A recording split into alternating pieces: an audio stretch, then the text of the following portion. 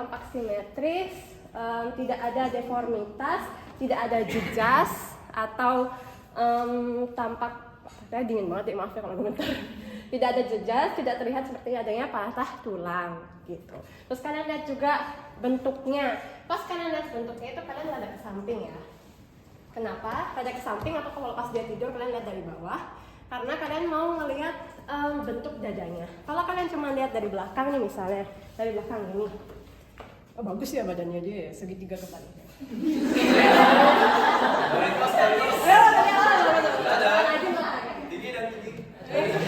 Jangan flyden. Jadi kalau misalnya kita ngelihat dari belakang ini aja kan kita cuma lihat tampilan datar ya. Kita kadang nggak bisa benar-benar lihat apakah jangan-jangan dia ada pectus excavatus atau carinatum atau misalnya ternyata ada barrel chest gitu ya kan. 3 itu utama yang kalian lihat. Jadi kalian harus lihat dari samping gitu. Sebenarnya yang kalian bandingkan adalah diameter apa dengan diameter apa?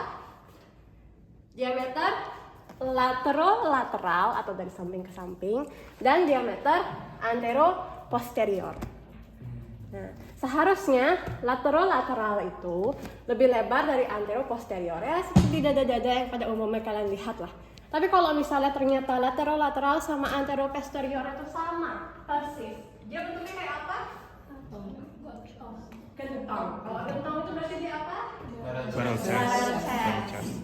Terus kalau ternyata dia itu ada cekungannya, jadi antero-posterior itu jauh lebih kecil dibandingkan lateral, berarti itu pigeon chest ya, atau pectus carina. Tuh. Kalau misalnya ternyata itu antero-posteriornya jauh lebih gede dibandingkan lateral, itu bisa jadi pectus excavatus. Kalau lebih gampangnya lagi, kalian bilang aja ada diameter lateral dan antero-posteriornya itu tidak seimbang, berarti ada ketidaksimetrisan atau perubahan dari rongga dada. Nah, karena kalian kan belum nyampe ke penyakit ya. Jadi kalaupun kalian tahu barrel chest kayak gitu kan kalian nggak bisa diagnosa. Kalau barrel chest itu kemungkinan arahnya kayak COPD gitu. Apa namanya tuh? Chronic obstruction pulmonary disease. Kenapa? Karena di kasus-kasus kayak gitu ya, terutama pada perokok, udaranya terus masuk, tapi mau keluar tuh susah. Jadi dia udaranya tertampung di dalam. Akibatnya rongga dadanya membesar. Saking membesarnya dia memenuhi seluruhnya, jadi bentuknya kayak gentong gitu. Kelihatan banget. Terus selain inspeksi, karena dia kan sambil duduk ya. Nah, inspeksi apa lagi yang kita lihat? Nah, di konten nggak depan dulu. Kang Win muter-muter ya. Apalagi yang kalian lihat? Sebenarnya dia duduknya nyamping sih ya, nanti itu settingannya seharusnya nyamping aja ya, kita sesuai settingan drillnya. Ada di sini. Teman-teman dari sana, tapi mundurin dikit di kepalanya itu, biar teman-teman sana lihat.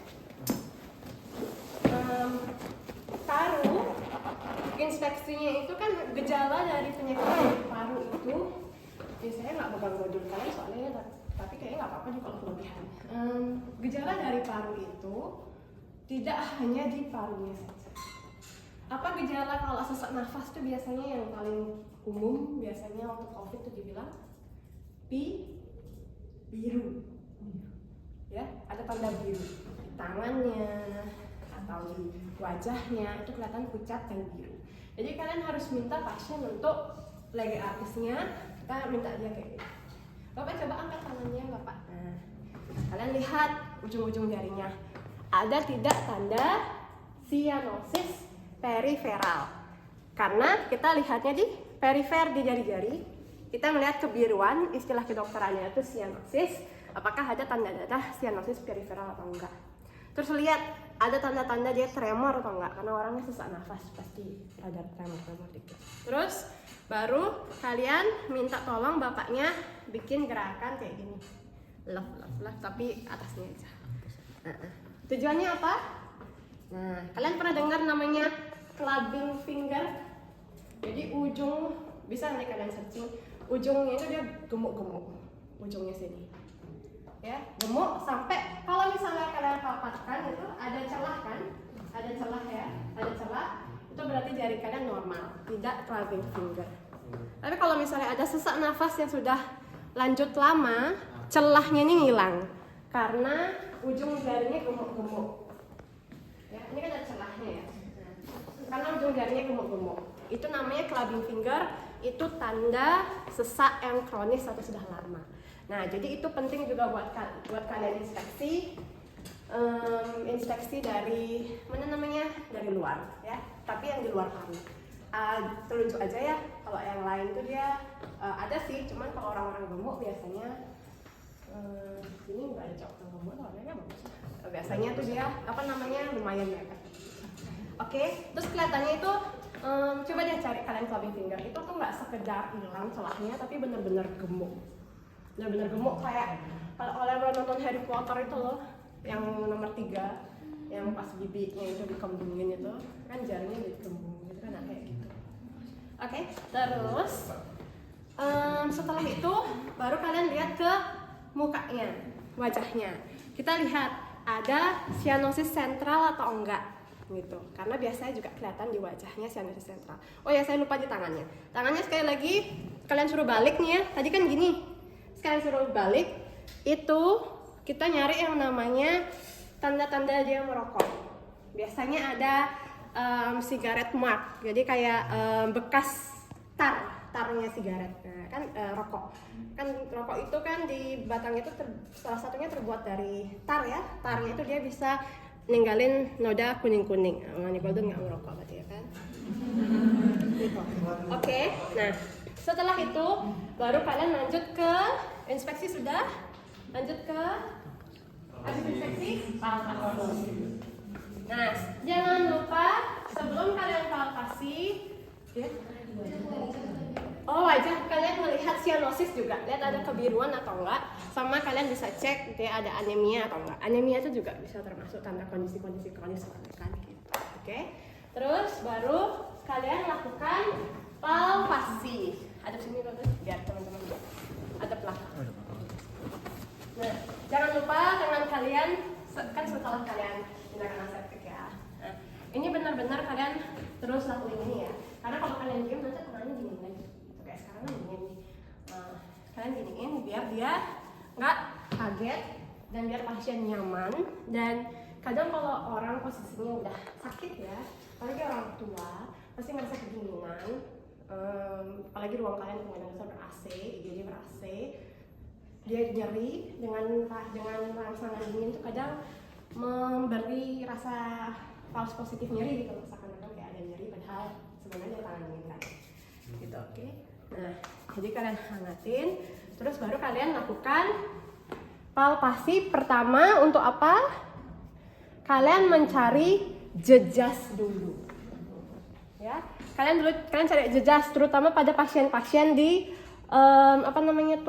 kecelakaan. Dari atas kalian palpasi ke bawah untuk lihat ada krepitasi jejas atau tidak ya.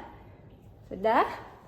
Kalau setelah itu sudah kalian lakukan dan tidak ada apa-apa, baru kalian lakuin pemeriksaan pengembangan dada. Caranya gimana? Nah, palpasinya itu bukan di tengah sini ya. Kalau pengembangan dada, kalian lakuinnya di sini. Fokusnya ke telunjuk dan jempol. Nah, bagian tengahnya nih ya jadinya. Ini yang kalian pakai. Kalian pegang di sini di dasar dari parunya. Terus apa yang kalian suruh lakukan pasien? Inspirasi dan ekspirasi. Tarik nafas Bapak yang dalam. Ya, keluarkan. Sekali lagi Bapak tarik nafas. Keluarkan. Apa yang kalian periksa atau laporkan? Benar, pengembangannya simetris atau enggak? Terus ada hambatan atau enggak kira-kira? Jadi waktu dia beberapa pasien yang merokok atau yang ada gangguan tuh baru dia setengah, coba Golden tarik nafas, baru dia setengah tarik nafas, itu tuh di tengah-tengah dia bakal batuk terus nggak bisa sampai semaksimal. Jadi pengembangannya itu kan harusnya tangan kalian dari yang gini ngembang kayak, tapi tangan saya kecil sih, mungkin kalau untuk cowok berbeda ya. Tapi kalau saya ngingatnya tuh ngembang kayak keras, agak tegang, terus kempis lagi gitu biasanya. Tapi kalau misalnya pasien-pasien yang COPD itu posisinya pertama dia udah jauh lebih gede, terus dia mau ngembang susah, ada tahanan gitu. ya. Tapi untuk kasus kalian yang kalian laporkan, bilang aja pengembangan paru kanan dan kiri simetris, gitu ya.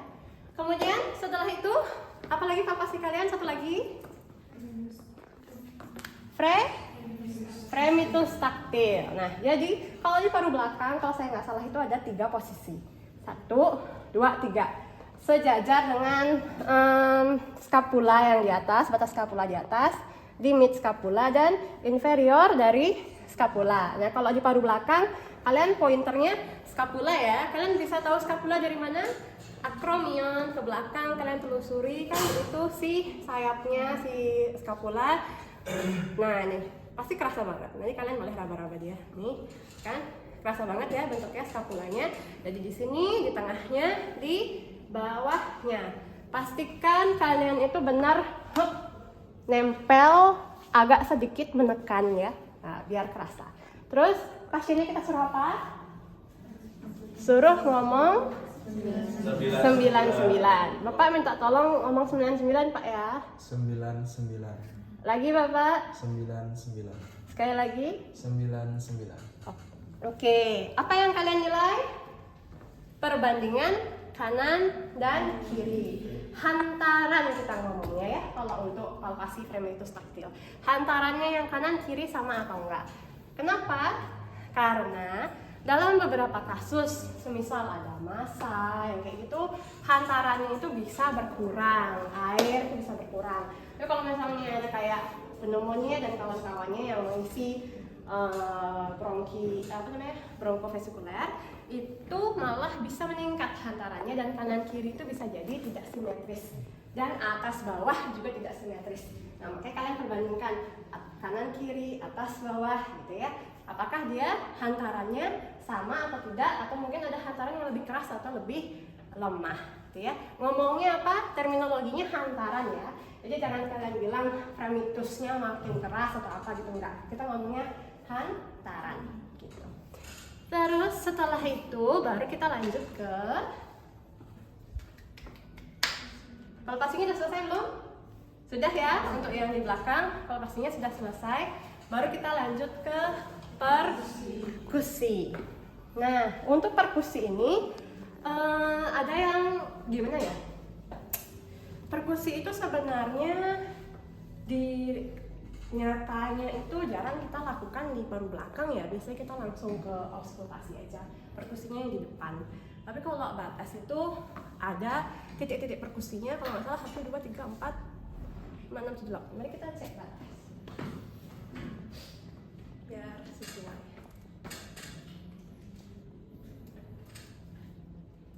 Ya, 1, 2, 3 ke bawah, terus kanan kiri ya. Nah, jadi satunya itu setara dengan batas atas klavikula, 2-nya tengahnya klavikula, 3-nya bawahnya kok klavikula sih?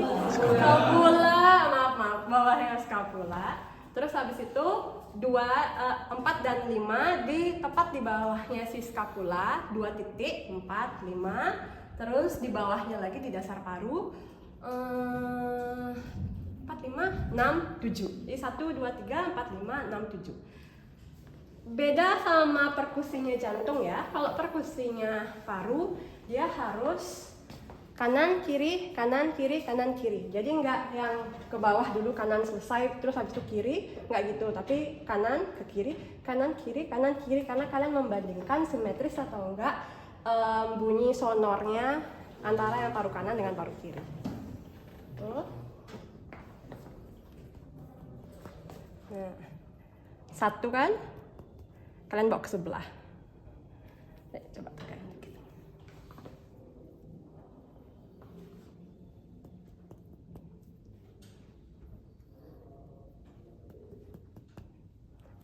Sini, baru kalian ke bawah sini. Boleh kalian ke bawah sini, baru kalian ke sini. Boleh kalian langsung ke bawah sini, baru ke sini, itu bebas. Yang penting kanan kiri, kanan kiri.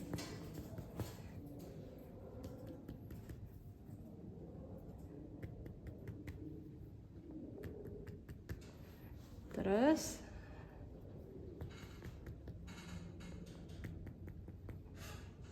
salah saya. sini dulu ya. Di sini.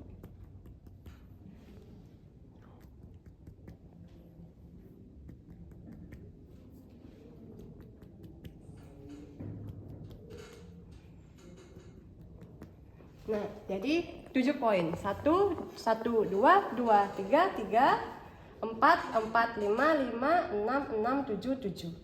Ya. Jelas? Nah, nanti yang kalian laporkan adalah adakah sonor atau redup yang berbeda antara kanan dan kiri. Ini kayak gambar. Adakah bunyi sonor yang berbeda antara kanan dan kiri? Selain itu apa lagi? Adakah bunyi redup atau peka di daerah yang seharusnya sonor? Kalau misalnya ternyata ada massa, bisa jadi dia jadi peka.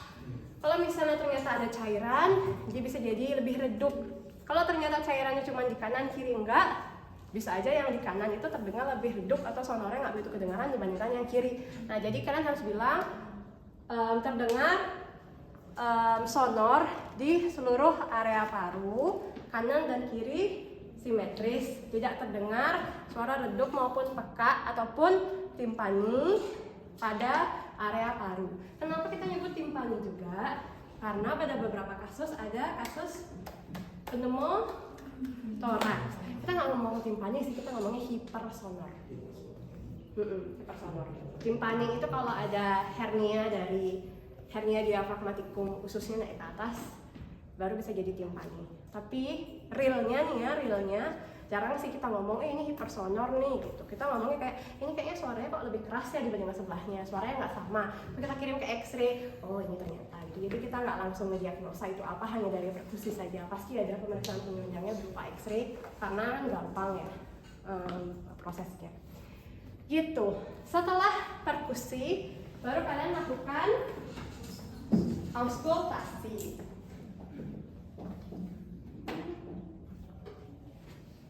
Saya sebenarnya anti pakai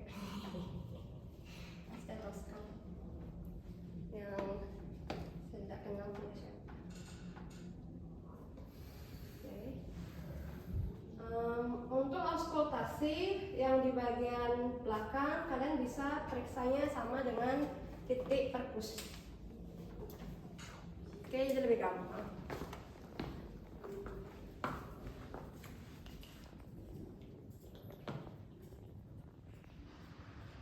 Jangan lupa dibersihin terus ya membrannya dari satu pasien ke pasien lain ya. Nanti waktu kalian itu juga sebelum ke pasien bersihin dulu. Tarik nafas Bapak. Keluarkan. Tarik nafas. Keluarkan. Tarik nafas. Keluarkan. Nafas. Keluarkan.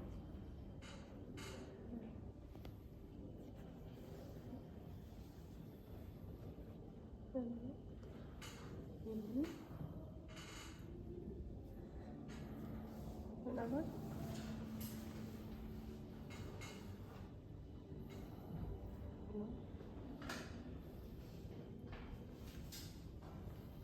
Kenapa? Oke. Nah, kalian periksa kalau untuk auskultasi kita udah langsung ngomongnya di apex. Daerah sini tuh apex ya, apex paru.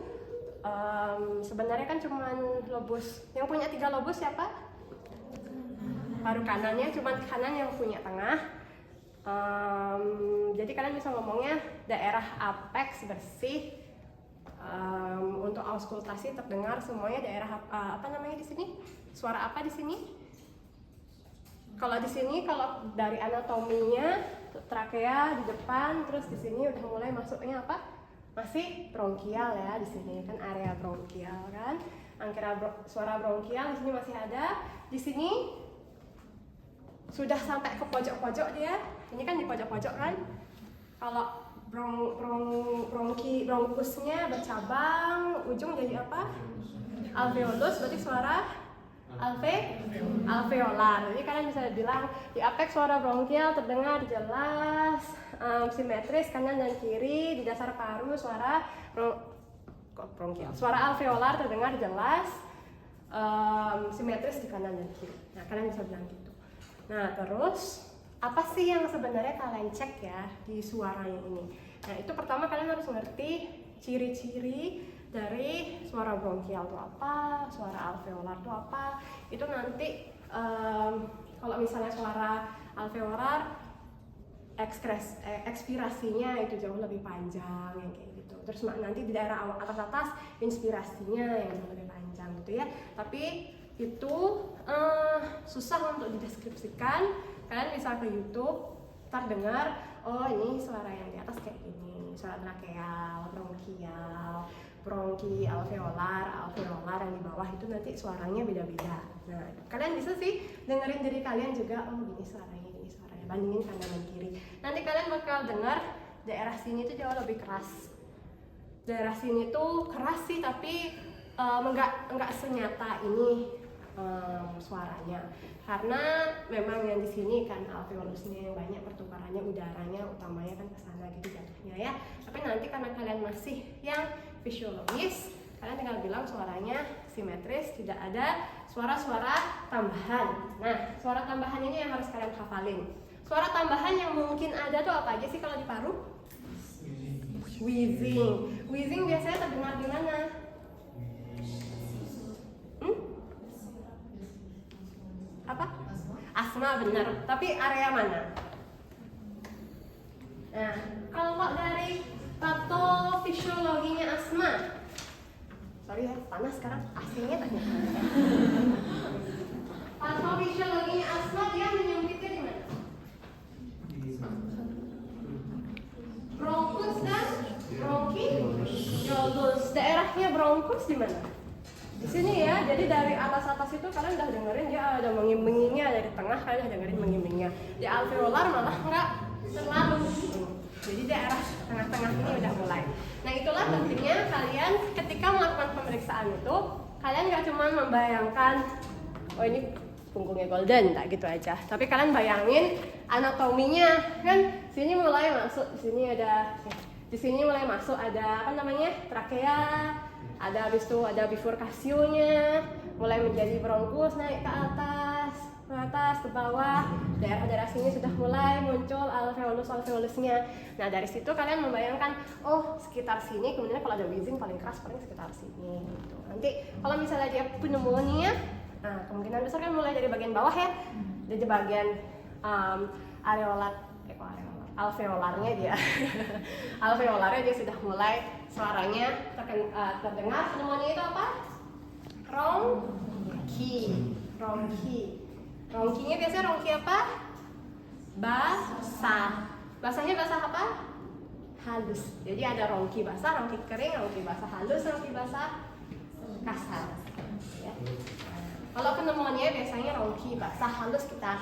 Jadi gimana ya cara ngomongnya tuh? Dia kayak ada suara kayak gitu, tapi yang lebih halus. Tapi kalau misalnya nanti ada crackles, dia biasanya di daerah lebih tengah, itu bunyinya kayak kerikil kalian gitu biasanya. Terus kalian juga dengar ada namanya itu nggak salah, terlalu jauh. Itu aja kalian bilang tidak ada wheezing, tidak ada ronki, ngomong gitu aja kalian udah ditauin kan, ya? Karena masih awal-awal.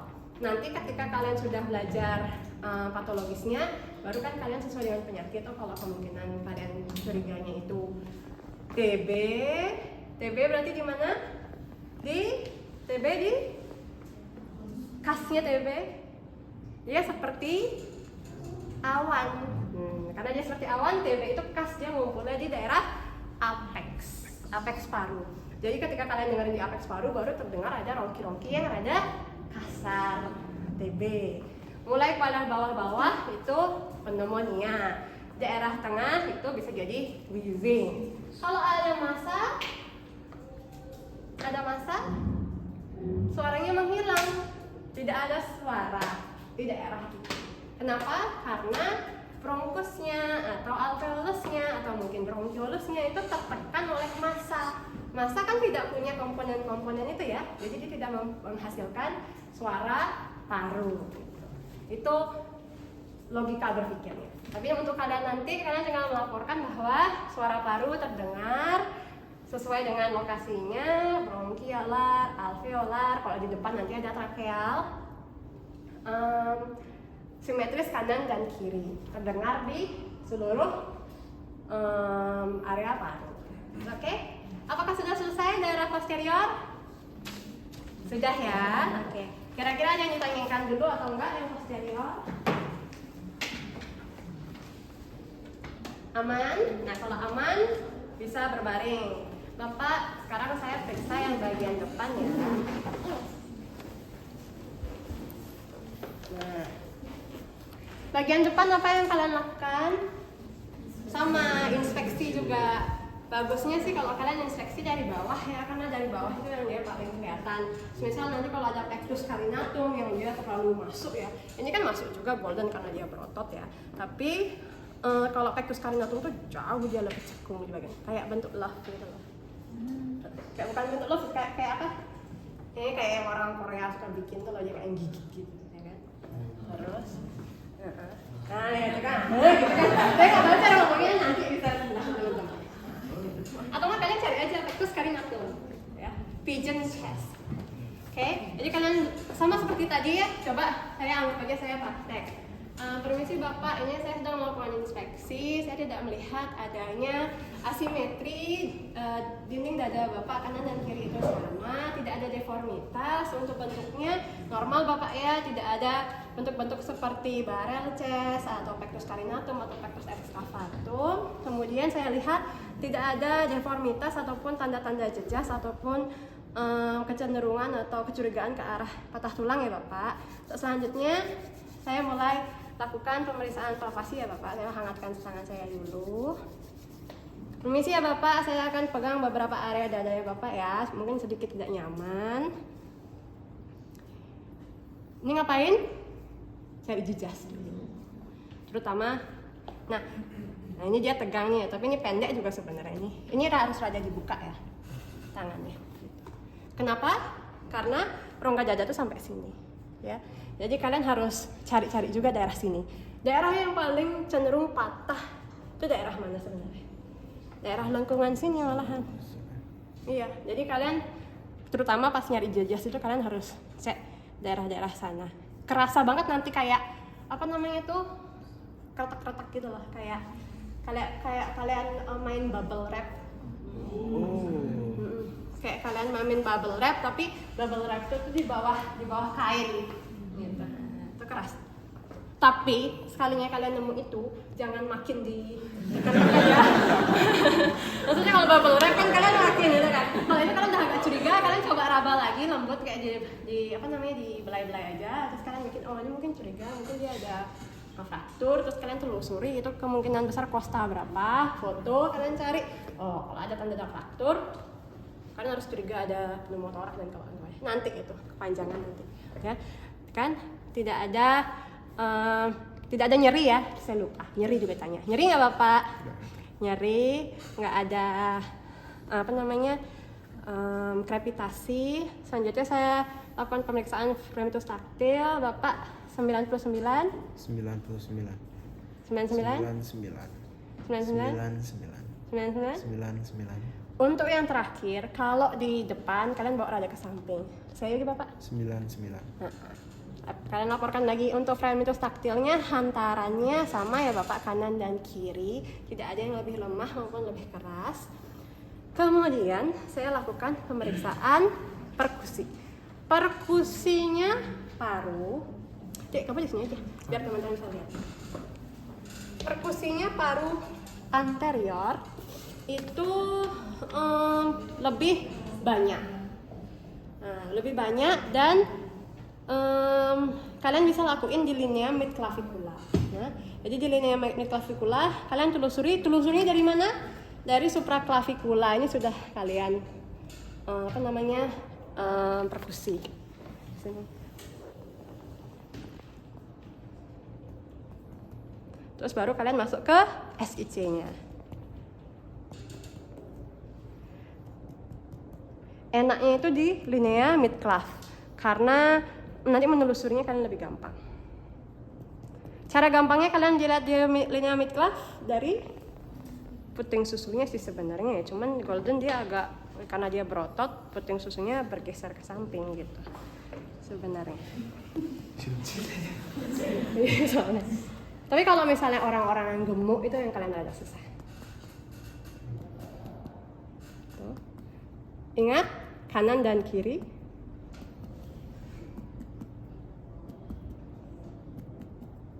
Nah, untuk bagian yang rada samping, apa namanya tuh, bagian yang dekat bawah dasar paru, kalian bawa rada ke aksilaris.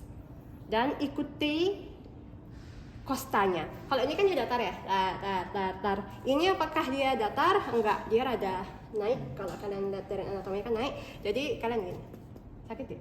No. Enggak ya.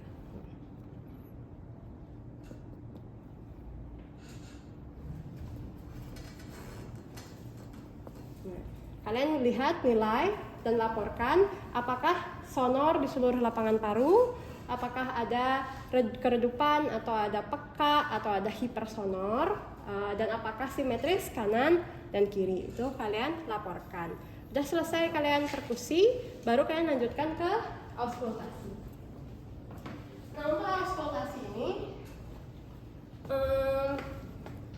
kita bisa mulai dari area trakeal sebenarnya. Setahu saya kalau Bates itu dia nggak ada bilang area trakeal sebenarnya ya, dia langsung ke daerah daerah parunya. Coba. Tapi trakeal tetap penting sebenarnya kalian cek, karena ada kemungkinan di trakea apa yang bisa terjadi? Auskultasi anterior paru batas. Yang bisa terjadi itu adalah adanya sumbatan di trakea ya, misalnya batuk-batuk yang kayak pertusis. Kalian pernah dengar pertusis? Kan ada itu ya, siapa namanya tuh, vaksin DPT, diphtheria, pertusis, tetanus. Nah, makanya kalian jarang lihat, tapi tetap masih ada. Pertusis itu batuk yang ada membran-membrannya gitu di trakea. Jadi nanti kedengar suara stridor namanya. Itu suara yang kayak tuh kalian dengar di sini. Jadi mirip wheezing kan lebih tinggi ya. Ini tuh kayak lebih dalam tapi panjang inspirasinya. Gitu. Nanti kedengaran di sini pas, terutama kalau kalian nyuruh dia. Kalian bisa cari nanti stridor ya. Oke. Nah, terus auskultasi.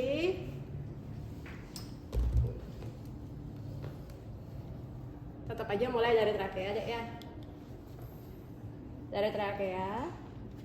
Kalian bisa bilang biar gampangnya, Bapak nafas seperti biasa aja ya. Kalau kita nyuruh dia inspirasi maksimal, ekspirasi maksimal, kan dia capek. Bilang aja Bapak nafas seperti biasa. Nafas seperti biasa aja, Pak.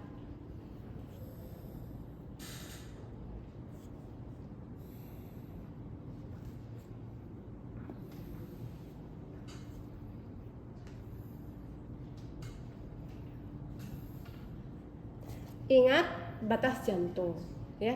Jantung biasanya dari SCC 3 terutama di daerah SCC 3 sampai SCC 6 itu kalau kalian dengerin suaranya bakal hilang karena jantungnya di sana. Kalian bakal dengar suara jantung. Kalian bisa arahin sedikit ke sini jadinya.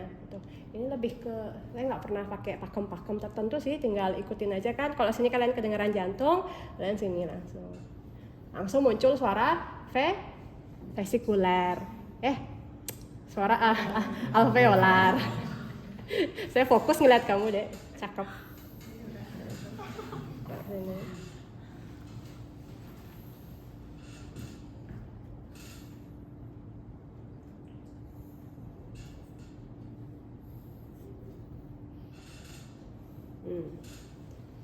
Sudah selesai Bapak, suaranya di baik lapangan dada kanan, lapangan paru kanan atau lapang paru kiri itu simetris ya Bapak, tidak ada suara tambahan seperti wheezing maupun rauchy. Tidak ada stridor juga Bapak di trakeanya. Oke, pemeriksaan sudah selesai kan? Ada yang lupa nggak saya? Iya? Yang di posisi itu ada disuruh menilai batas paru jantung sama paru kepala. Oh itu kalau kalian itu jantung harusnya sih sebenarnya checklist ada. Coba saya lihat checklist ujiannya dulu. Kadang checklist yang situ. Jadi kita lihat grupnya apa? Tutupin aja deh. Grupnya apa ya? Info. Kalian kan kemarin udah disuruh nentuin itu skopis sama batas gitu kan? Udah ya. Lama nanti habis. Oke.